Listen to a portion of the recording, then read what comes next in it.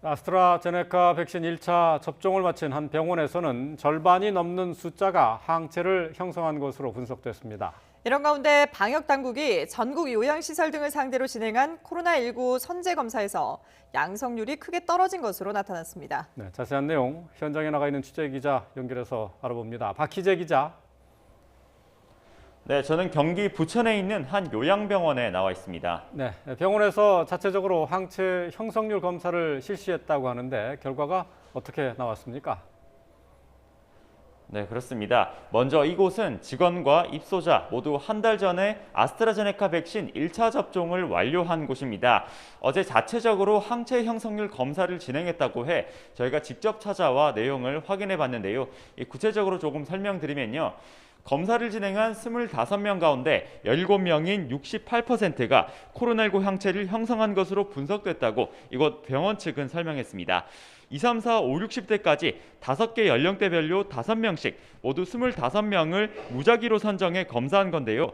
구체적으로 보면 60대에서 5명 가운데 3명이 체내에 항체가 생겼고 50대에선 5명 가운데 2명이 40대에선 5명 모두 항체를 형성한 것으로 나타났습니다.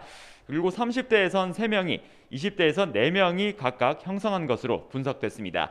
요양병원 협회는 백신 1차 접종률이 76%에 이르는 가운데 접종이 시작되고 한 달이 된 이후로 전체 확진자는 단 2명에 불과하다며 요양병원 시설에서 집단 면역이 형성되는 것으로 보인다고 설명했습니다. 방역당국이 이곳 요양병원을 비롯한 감염 취약시설 종사자들을 상대로 이 선제검사를 한 결과도 나왔습니다. 지난 3월 중순까지 3개월 동안 요양병원 등 모두 14,520여 개소 40만 명 정도를 대상으로 주기적으로 검사했는데요. 이 가운데 164명인 0.003%가 양성률을 보인 것으로 나타났습니다. 이 결과에 대해 방역당국은 지난해 검사 권고기간과 최근까지 있었던 검사 의무화 기간 동안 이 데이터를 비교해보면 평균 확진자 수와 치명률이 모두 감소했다고 밝혔습니다. 시설 한 곳당 평균 확진자가 57명에서 32명으로 줄었고 치명률은 요양병원에선 19.1%에서 9.3%로 요양시설에선 12%에서 9.5%로 각각 줄었다고 말했는데요.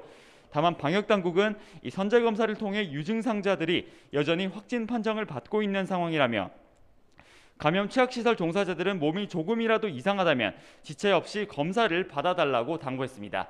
지금까지 경기 부천에 있는 한 요양병원에서 YTN 박희재입니다.